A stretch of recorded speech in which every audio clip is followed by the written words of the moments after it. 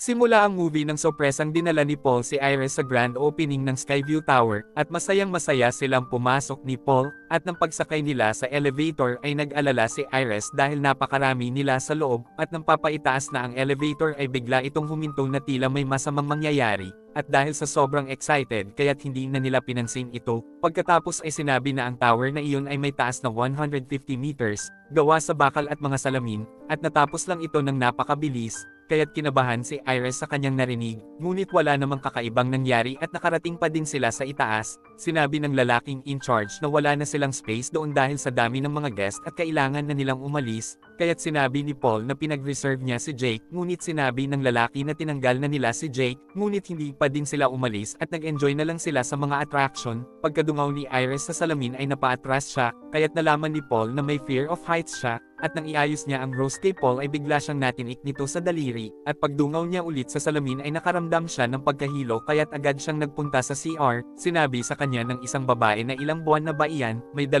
buwan na ngunit hindi ko pa sinasabi ito sa aking boyfriend. Pagkatapos ay nagpunta sila ni Paul sa tuktok ng tower, at nakita nila doon na pinagalitan ng isang guard ang isang batang lalaki dahil naghagas ito ng coin, at baka makasakit ito.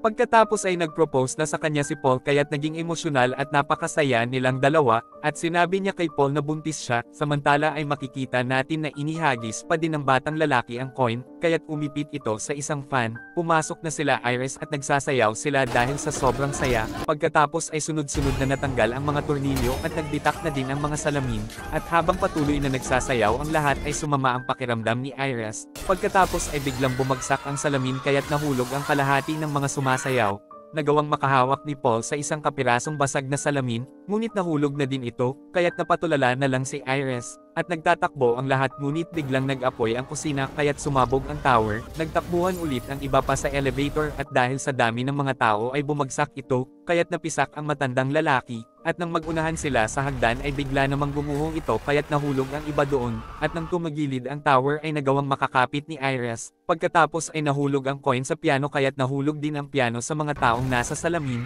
at tinamaan nito ang batang lalaki na nakalabas na sa ibaba. Samantala ay nakita ni Iris sa itaas ang isang batang lalaking humihingi ng tulong, at nang puntahan niya ito ay bigla na namang gumuho ang tower, at ang tanging singsing lang niya ang sumobit, at nang mabalatan ang kanyang daliri ay bumagsak na sila. Pagkatapos ay biglang ipinakita si Stephanie na isang paulit-ulit na panaginip lang pala niya ang napanood natin kanina, at hindi niya alam na buhay pa pala ang kanyang lola na si Iris dahil hindi pa niya nakikita ito.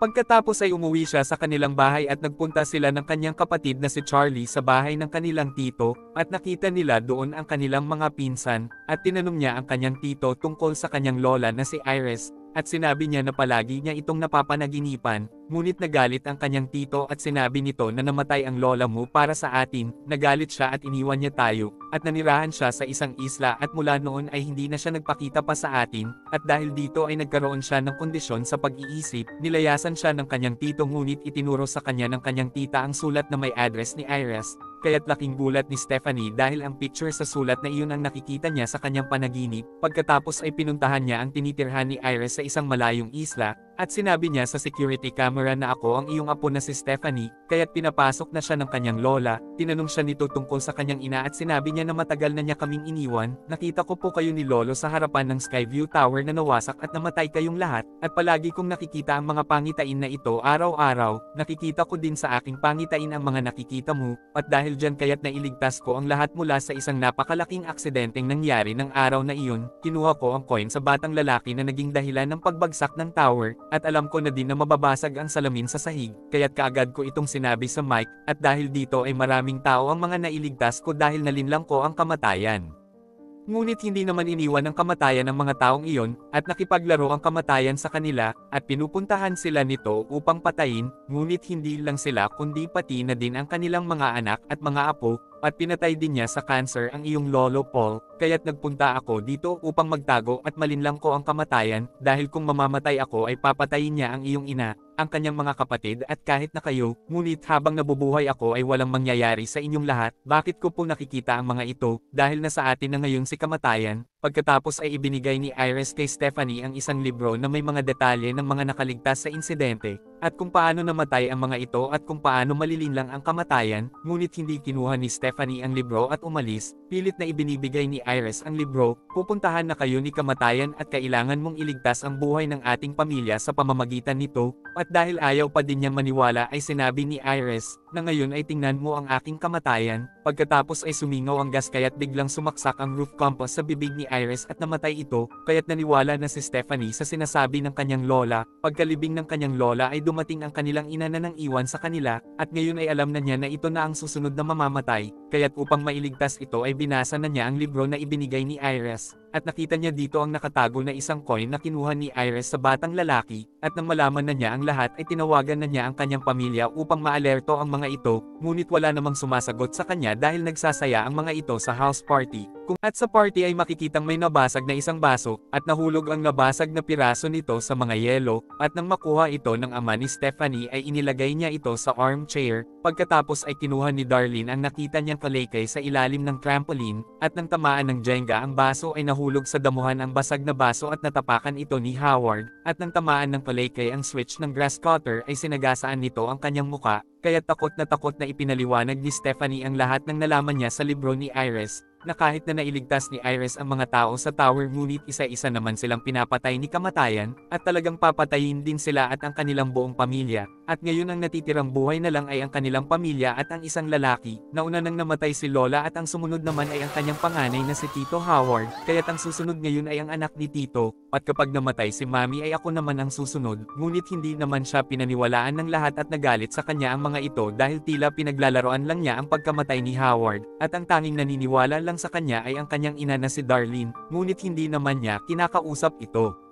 Pagkatapos ay makikita natin si Eric ang anak na lalaki ni Howard sa isang piercing shop, at nagsara na siya pagkatapos ng kanyang trabaho, at nagtato siya sa kanyang kamay bilang alaala ng kanyang ama, at nang umikot ang ceiling fan ay nahulog at kumawit ang isang chain sa hikaw niya sa ilong, pagkatapos ay hinila ito ng ceiling fan kaya't nasipa niya ang isang floor lamp at nag-apoy ang alcohol sa ibaba, nagawa niyang matanggal ang chain ngunit nahulog naman siya sa apoy, at makikitang nasunog ang kanyang shop, kaya't nang malaman ito ni Stephanie ay agad silang nagpunta ni Charlie sa shop, ngunit bigla silang hinarang ni Eric at ang nakapagtataka dahil wala namang nangyari sa kanya, pagkatapos ay muntik na itong masagasaan ng isang truck ngunit hindi naman ito nasaktan, o di ba sabi ko sa'yo wala namang nangyari sa akin, ngunit patuloy pa ding tinitingnan ni Stephanie ang mga bagay na maaaring makasakit kay Eric, at sinabi niya dito na lumayo ka sa truck na iyan, ngunit inakap at hinalikan pa ni Eric ang truck, kita mo sabi ko sa'yo masyado ka lang kasing nag-iisip, at pagkalabas ng kapatid nitong babae na si Julia ay tinamaan ito ng bola sa ulo, kaya't nakuha siya ng truck ng basurahan, agad nilang hinabol ang truck at pumanik si Stephanie sa ibabaw nito upang iligtas si Julia, at makikitang dinudurog ang mga basura sa loob, kaya't nasama ng nadurog ang kanilang pinsan doon, at tanging isang kamay lang nito ang naiwan sa kamay ni Stephanie.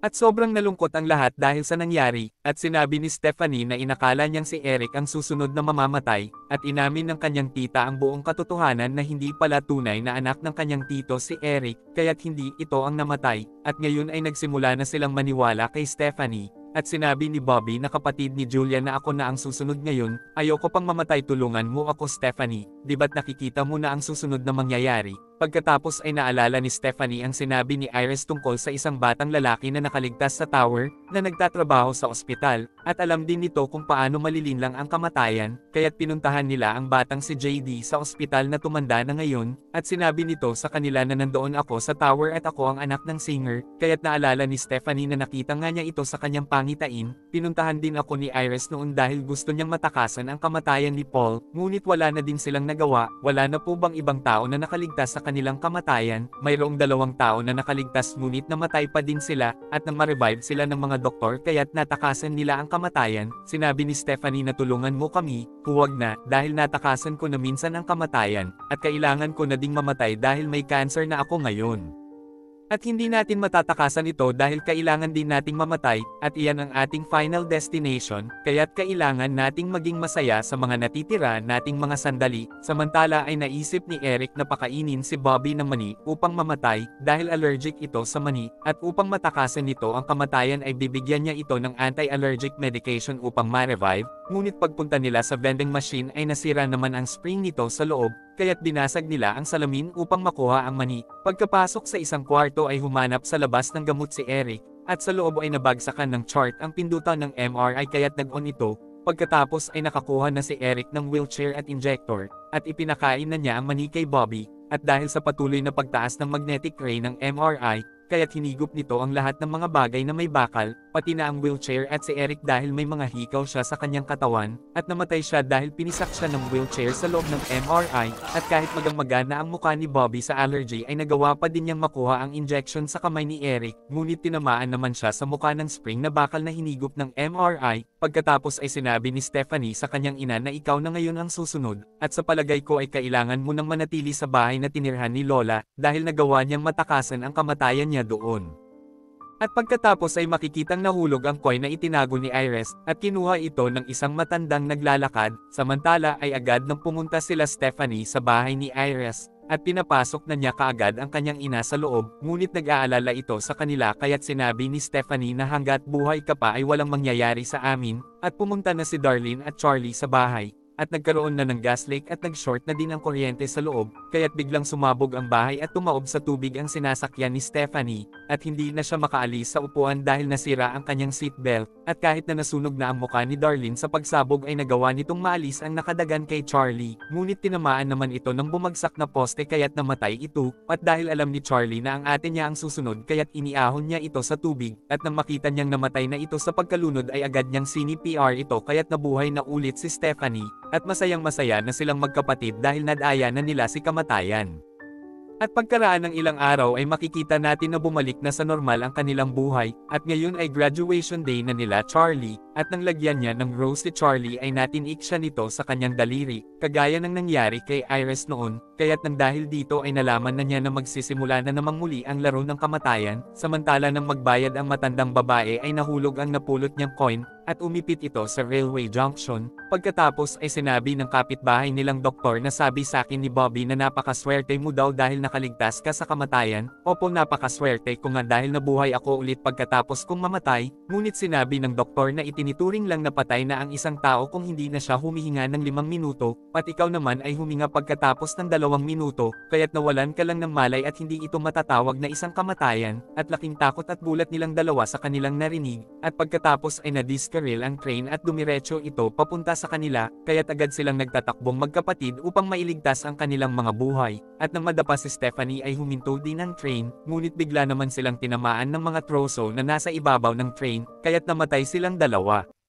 At dito na po nagtatapos ang ating movie. Mag-subscribe ka na po Lods para sa magagandang mga movie na katulad nito. Maraming salamat po sa iyong panunood at pagsuporta. Ingat po palagi Lods. God bless.